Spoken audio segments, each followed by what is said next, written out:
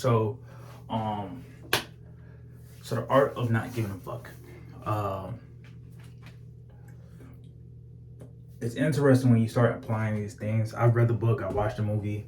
I had different takeaways on how not to actually give a fuck about other people's opinions, takes.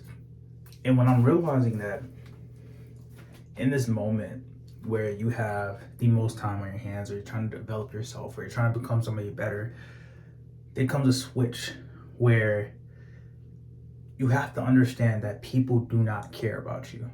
You have to understand that their opinions of you only last 30 seconds, only last 5 seconds. My entire life, for instance, right?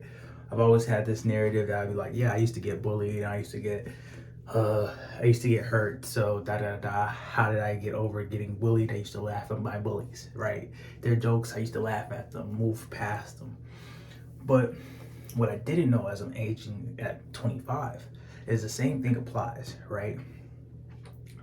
I kind of look at the situations where I would sometimes, like, if I go outside and I'm the type of person that is a fuck it, let's do it type of person.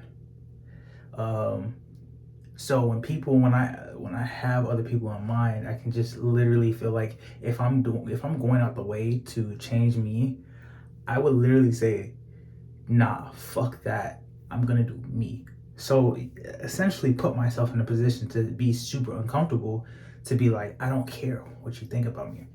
So this is the concept about the art of not giving a fuck. You have to allow yourself to see yourself in a light where, think about it. If you were to do the most intimidating thing, think about that person. If they are judging you, think about the fact that they would never do the most intimidating thing that you would do in your shoes, because your shoes doesn't judge others. Does that make sense? They're judging you because you're being uncomfortable, becoming the better version of you. So why would I hold their opinion of me higher than mine? That's the reality of it.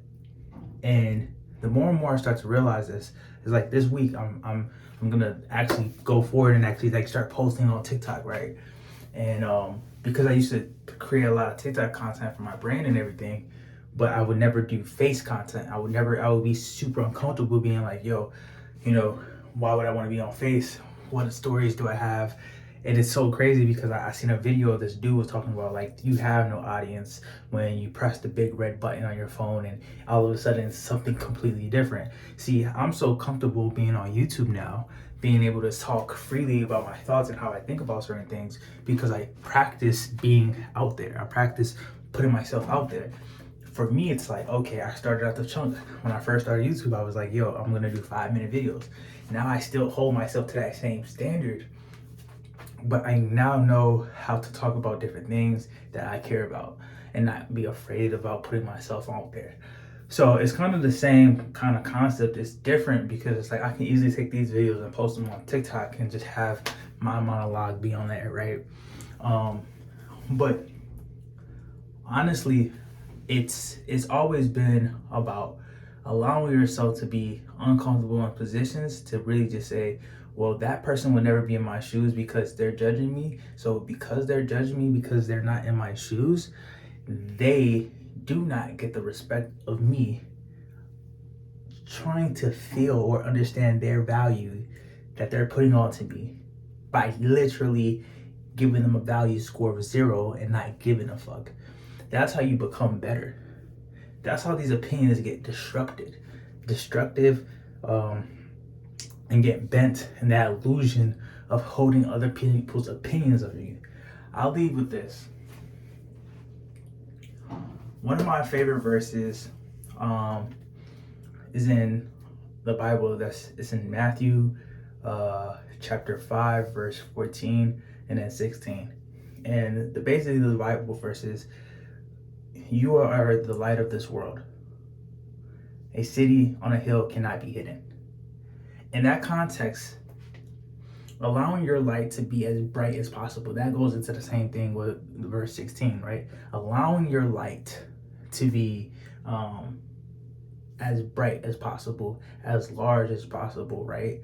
And don't get me wrong, it may be Matthew 4, chapter 4 or chapter 5. It's one of those two chapters. But what I'm really just trying to get past it is you are the light. So if you can allow yourself to be the light and not be afraid of letting your light blossom, right? You are now in a different set of situations that allow you to be in a situation where I don't judge others, where I don't care about your opinion. Because as long as I'm doing what I'm doing, as long as I'm showing up every single day, then I get the opportunity to become better. And that's the portion that we're trying to aim for. And that's something that I'm aiming for. So, leave with this understanding that your light is brighter because you are a city on a hill that cannot be hidden. You are here for a reason. It's not to say, hey, I'm gonna judge this person. It's not to say, hey, their opinion of me is so valued over my opinion of myself that I have to lower myself. It doesn't play that game. We don't play that game, right? You are a light, and I believe everybody is a light. However it sounds, at the end of the day, your growth, your strength, your mindset, your thoughts of yourself. If you want to be a multi-millionaire or a billionaire, you can achieve those things, but it doesn't need to be in a sense of saying, well, I can only achieve those things because that person thinks I'm this. No, you're this, you're that. And that's the take.